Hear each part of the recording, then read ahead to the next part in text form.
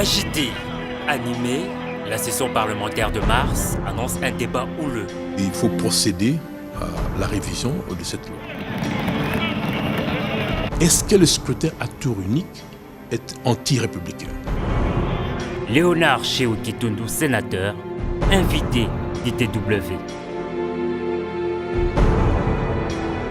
Nous sommes une jeune démocratie. L'avantage que nous avons, c'est le recul en tant que pays.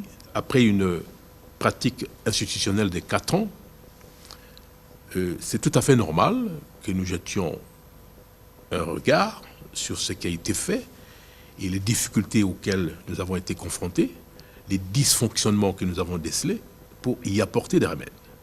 Et pour cela, nous avons constaté que certaines dispositions constitutionnelles n'étaient pas adéquates par rapport à la réalité. C'est pour ça que nous avons ciblé 8 dispositions constitutionnelles que nous avons trouvées comme posant problème au niveau de l'application et au niveau de la réalité, et il fallait les modifier. Alors, quelques questions se posent à ce propos en ce qui concerne la révision. D'abord, est-ce que les dispositions révisables, les 8 dispositions pour lesquelles nous avons décidé la révision, figurent-elles parmi les dispositions intangibles de la Constitution, c'est-à-dire qui sont insusceptibles de révision? Je réponds par la négative, c'est-à-dire qu'on n'a pas touché au noyau intangible de notre Constitution, c'est-à-dire à l'article 220. Donc, ce sont des dispositions qui ont plutôt un caractère technique, quand vous regardez très bien. Donc, sur ce point, nous sommes en paix avec notre âme, c'est-à-dire nous ne pensons pas avoir touché à l'intouchable. La forme républicaine de l'État, vous ne pouvez pas. Le nombre et la durée des mandats du président de la République, vous ne pouvez pas toucher. L'indépendance du pouvoir judiciaire, vous ne pouvez pas toucher. La réduction des prérogatives des provinces, vous ne pouvez pas les toucher. Vous ne pouvez pas réduire les droits et libertés reconnus aux citoyens par la Constitution.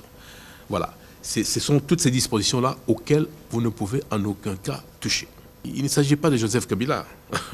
Il s'agit du président de la République en tant qu'institution.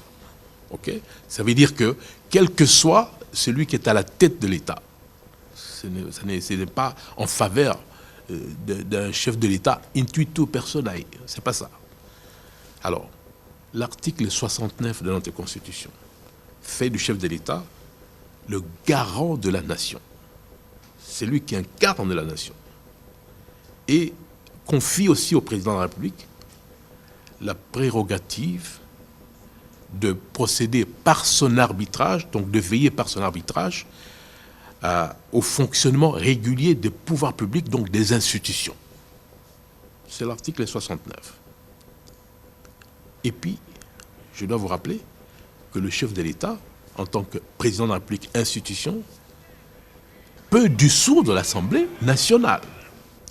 Alors, à partir du moment où une institution est le garant de la nation et a le pouvoir de veiller au fonctionnement régulier des pouvoirs publics et même des institutions, mais parmi ces institutions, l'Assemblée nationale, comment voulez-vous exclure l'Assemblée provinciale? C'est la question que je pose.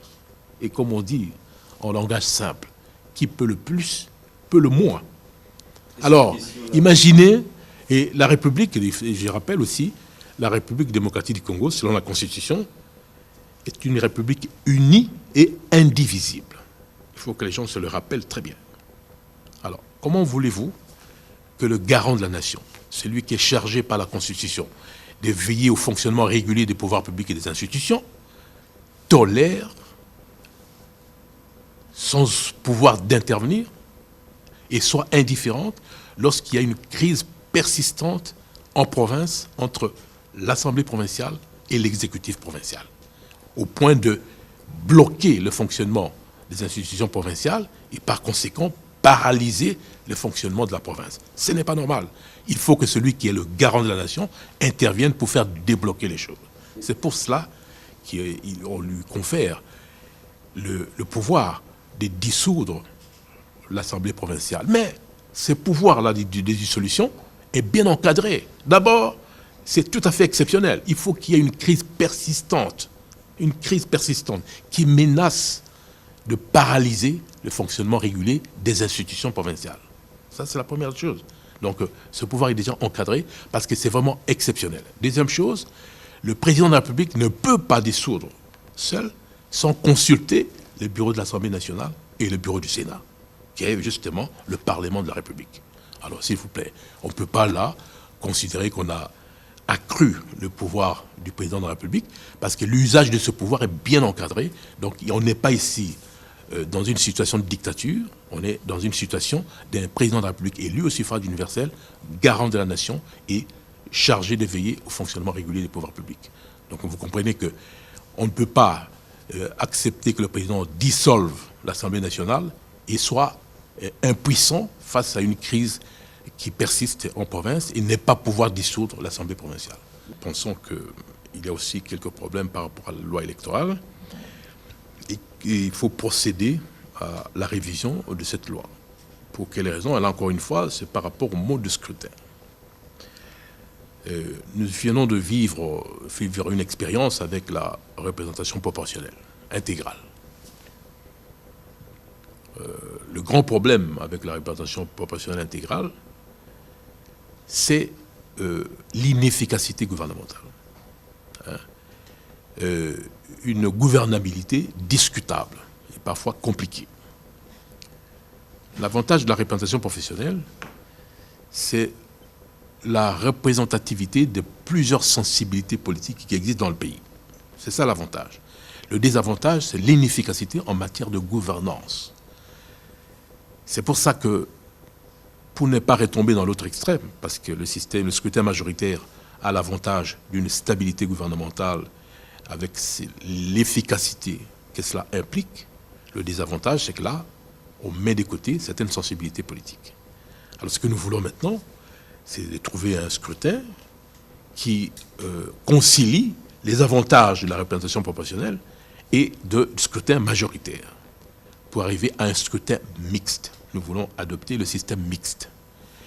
Et avec quelques correctifs, il y a certaines techniques, n'est-ce pas, et qui nous permettent d'aboutir à un système qui associe la meilleure gouvernabilité, l'efficacité gouvernementale et la représentativité suffisante de certaines sensibilités politiques. Avec, bien entendu, aussi le seuil d'éligibilité. Autrement dit, une formation politique qui n'aura pas recueilli 5% des suffrages ne peut pas participer à la répartition des sièges. Alors, donc nous préconisons actuellement un système mixte. Prenons la révision constitutionnelle, le scrutin de l'élection du président de la République à tour unique.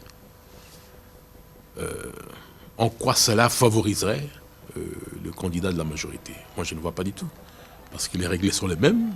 Et d'ailleurs, pour vous montrer que le choix est impersonnel, c'est que là, encore une fois, nous prenons aussi le risque de voir le candidat de l'opposition l'emporter.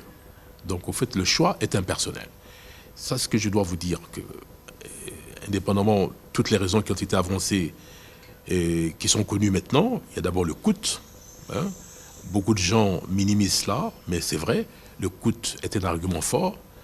J'ai entendu même certains partenaires étrangers qui commencent à se prononcer après la révision, alors que c'est avant la révision qu'ils auraient dû se prononcer, et dire voilà, ne procédez pas à la révision, nous mettons les moyens à votre disposition pour que vous mainteniez les deux tours. Personne ne s'est prononcé. Alors, une fois la révision passée, il y a des gens qui disent ah, nous sommes d'accord de procéder à des appuis et tout ça, mais c'est déjà trop tard. Voilà. Donc, et puis, la République démocratique du Congo ne doit pas rester là tout le temps, la main tendue vers les appuis extérieurs. Je crois qu'à un moment donné, il faut que nous nous assumions. Donc, la modification constitutionnelle par rapport au scrutin de l'élection présidentielle participe aussi de la rationalisation si vous voulez, de notre démocratie.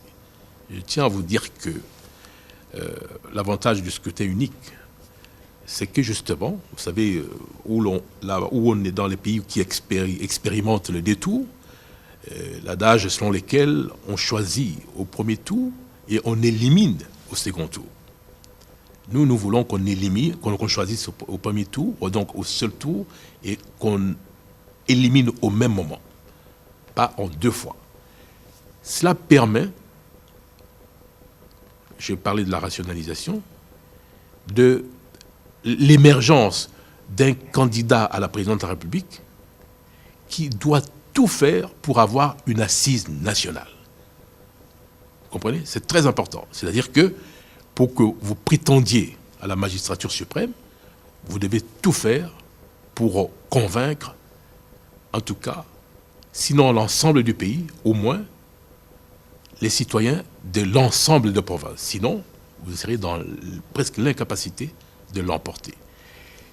Et quand on suit l'expérience d'autres démocraties qui pratiquent le scrutin à tour unique, c'est justement l'émergence des formations politiques solides et bien assises sur l'ensemble du territoire et qui permettent, qui facilitent l'alternance politique.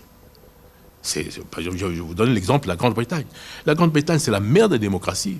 C'est le scrutin à tour unique qui est pratiqué en Angleterre.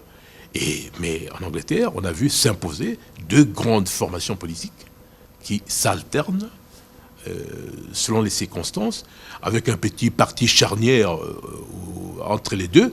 Mais au fait, les grandes formations, le Parti conservateur et le Parti travailliste. La question qu'on doit se poser, est-ce que le scrutin à tour unique est anti-républicain? Je réponds par la négative. Bien au contraire, c'est éminemment républicain parce que c'est pratiqué par les plus grandes et les plus vieilles démocraties à travers le monde. Est-ce que ce scrutin est antidémocratique? C'est pas vrai, parce que ce scrutin est démocratique, il est pratiqué aussi dans d'autres démocraties à travers le monde. Et puisque la disposition modifiant le scrutin à deux tours ne fait pas partie du noyau intangible de la Constitution, vous comprenez très bien. Et puis, puisque nous sommes la représentation nationale, nous représentons le peuple congolais, nous avons été élus pour cela. Lorsque nous avons constaté qu'il y a des dysfonctionnements, que certaines de ces dispositions ne sont plus conformes à l'intérêt de notre pays, il nous appartient de modifier. C'est pour ça que nous assumons notre responsabilité.